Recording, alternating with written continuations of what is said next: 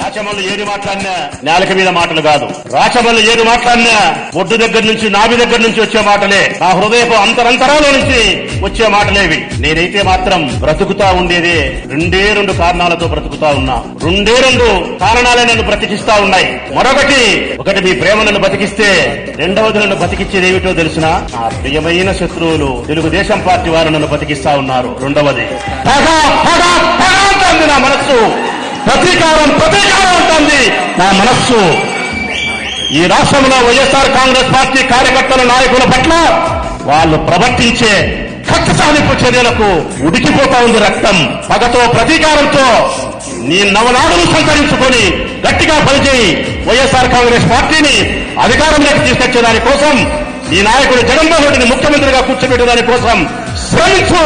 తిరిగి 29లో పగ సాధించని చెప్తా ఉంది ఆ హృదయం. ప్రేమ బతికిస్తారని అందరూ అంటారు, కానీ ఈనాటికైతే మాత్రం నన్ను బతికించేది ప్రేమ కంటే పగే నన్ను బతికిస్తా ఉందా. ఇది సత్యం మిత్రులారా.